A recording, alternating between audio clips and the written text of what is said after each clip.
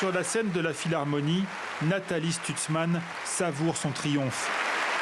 Ce soir, les spectateurs parisiens l'acclament autant pour le concert incandescent qu'elle vient de diriger que pour sa toute récente promotion. Deuxième femme de l'histoire à la tête d'un des plus grands ensembles américains. Pas mal pour une musicienne à qui son professeur avait dit au conservatoire qu'elle ne serait jamais chef d'orchestre. C'est la plus belle revanche du monde.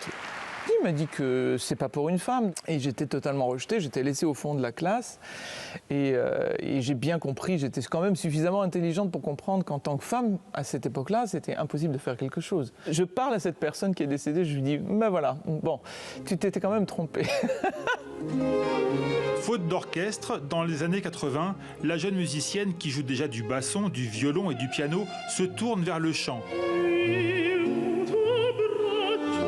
Finesse, justesse et précision, sa voix de contralto hors du commun la hisse au sommet.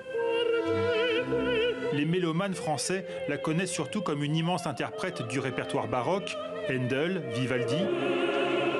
À l'étranger, on lui confie plutôt les plus grandes partitions romantiques, Schubert, Brahms ou encore ici, Mahler. La musicienne en moi était heureuse, mais un tout petit peu musicalement frustrée par le fait d'avoir une seule ligne de chant. L'orchestre a ceci de merveilleux, c'est d'avoir tout d'un coup on a 100 voix dans les mains, on n'en a plus une seule. Les grands chefs avec qui elle joue sur les scènes du monde entier l'encouragent à sauter le pas.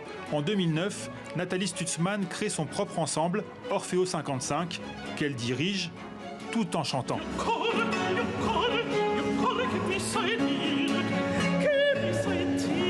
En moins de 10 ans, l'ascension est fulgurante. Les plus belles institutions de Scandinavie et le très prestigieux orchestre de Philadelphie lui ouvrent grand leurs portes. Le style Stutzmann conquiert le monde. Elle sait faire chanter l'orchestre, j'ai envie de dire qu'elle sait me faire chanter aussi à travers sa direction, parce qu'elle ressent la musique de l'intérieur des tripes. Là. Vous savez, quand on est chanteur d'opéra, on chante avec tout son vent, tout l'air qu'il y a là. J'ai l'impression qu'elle dirige de la même manière. Atlanta, pour elle, ce n'est qu'une étape de son parcours. Et je pense qu'elle va avoir un très beau futur. À Atlanta, Nathalie Stutzmann rêve de grandes pièces chorales et même de collaborations avec le monde du hip-hop. À Paris, cette semaine, c'est avec une œuvre au titre prémonitoire qu'elle avait décidé de débuter ses concerts, La force du destin de Verdi.